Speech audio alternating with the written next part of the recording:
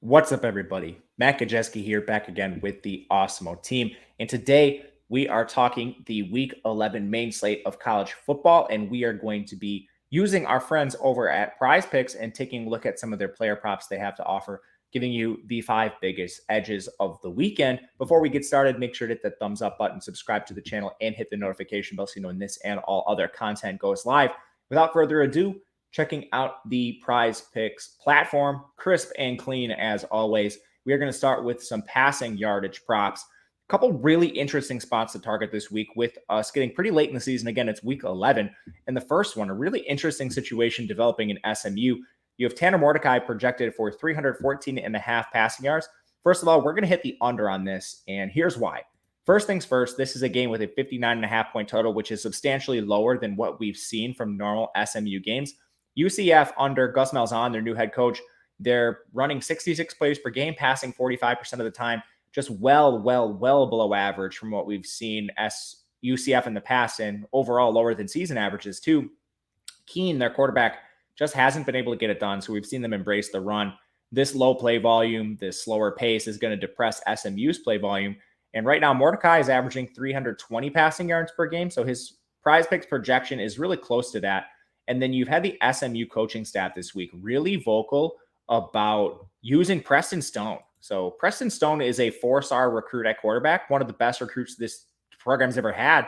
And what it comes down to is Preston Stone, he's going to transfer if they don't play him. They need to see what they have in this guy and give him a little bit of time on the field so they can sort out the situation. So their coaching staff did say that Preston Stone will see the field this week. We're not sure how much. But even if he siphons off like 5-10 pass attempts for Mordecai, that's going to substantially hurt his bottom line when his projection is basically on his season average. And this is a game that already projects to be slower than what we've seen SMU play in recent weeks. So this is one we'll hit under on. For a lot of these reasons, there's a prop in a later game we'll talk about as well. But from here, I want to talk about our second prop in the pass game. It is going to be CJ Stroud for Ohio State. Almost passed him there. But Ohio State is taking on Purdue. This is an over we're going to take. 304 and a half passing yards is a lot, but CJ Stroud has been one of the most efficient passers in the country. He's actually averaging 335 passing yards per game against some decent competition. And this game has a 61-point total. Ohio State is a 20-point favorite, which means that they should be moving the ball, humming on offense. CJ Stroud is returning Garrett Wilson this week, who popped up for a missed contest last week. And overall, the efficiency just adds up here. Not to mention, if you look at Purdue, their style of offense, they run 79 plays per game and pass 60% of the time. So unlike the SMU UCF game, this Purdue Ohio State game is going to be up-tempo, pass-heavy on both sides, leading to extra play volume, which is always going to help CJ Stroud, who already averages 335 yards per game on 34 attempts. So really efficient CJ Stroud. We're going to hit the over on 304 and a half for him. From there, we're going to go to the run game. And we can look to this Ohio State team here as well. You have his teammate, not CJ Stroud. You have Trevon Henderson under projected as well. So when I find his prop for you guys, here it is, 92 and a half. Same matchup against Purdue. And what this comes down to is you have voluminous offenses on both sides. Again, high play volume for Purdue. And the best matchup here for Ohio State is actually in the run game. Purdue is a little bit better against the pass, but they're allowing 146 rushing yards per game. Henderson is priced for his 15, 16 touches per game he's been averaging on the year, but this role has changed for him. He's now seen 28 and 21 carries in back-to-back games, and last week wasn't the most efficient affair for Henderson, but the workload's there, and he's averaging over 103 yards per game on raw efficiency with the volume already in place, and Master Teague and Mayan Williams phased out of this offense. Henderson should project well above 100 yards here. He projects for around 105 for us, which makes him a pretty stark value towards the over here.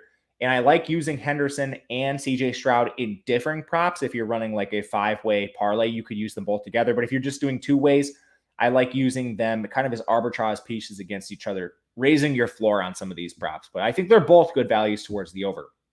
The next rushing one we'll get to is Hassan Haskins for Michigan. This is a really strong one on this particular slate. Hassan Haskins is the Michigan back that generally splits time with Blake Corum. This game is a pick-em versus Penn State, Michigan versus Penn State. And you have a situation where Michigan is one of the run-heaviest teams in the entire country. they're passing the ball just 38% of the time. So Corum and Haskins together, they're averaging 19 and 17 touches per game. That's when both of them play. Last week, Corum only touched the ball twice before he went out with an injury. And again, we don't know his status. Jim Harbaugh will not update injury statuses, but based on him not returning to the game, it would suggest that Corum is at least limited in this contest, if not out altogether. But with Corum seeing just 2 touches in the last game, Hassan Haskins carried the ball 27 times. 27 times, just an enormous workload for Haskins. If he sees anything close to 20, he's going to break this prop, which is sitting at 77.5. And with Corum potentially limited, there's upside for him to be at like 130 rushing yards. So this is a prop that is mispriced even with Corum active. Without Corum, this is a smash, or with a limited Corum, this is also a smash. So love this towards the over. Last one we're going to get to is a receiving prop. We hinted at this before when we talked about the UCF SMU game. So in the same vein, Ryan O'Keefe, 77.5 receiving yards towards the under. This is a spot where we're not expected to see the return of Dillon Gabriel. Mikey Keene has severely depressed the efficiency of the offense, and Ryan O'Keefe's receiving yardage has plummeted to 66 per game, while his targets have remained constant at 9.5. SMU plays strong pass defense overall. They're below SMU has played stronger defense of late. They're still a little bit giving towards the pass, but again, Mikey Keene hasn't shown any ability to exploit that. So I think this is a matchup that's kind of mitigated here because of the poor quarterback play. And the most important thing for the under here is we're probably going to see the return of Jalen Robinson, the team's wide receiver one who hasn't played in multiple weeks. He's been practicing in full this week, which would suggest that he's going to make his return. That would make O'Keefe the 1B at best, and he could just flat out be the wide receiver 2 in a low volume offense that's already running the ball more because of poor quarterback play. So we'll hit under 77.5 on Ryan O'Keefe. That'll do it for us today. Let me know in the comments section what your favorite props are on PrizePicks this weekend. Otherwise, my name is Matt Gajewski on Twitter at Matt_Gajewski. Have a good one, guys. We'll catch you later.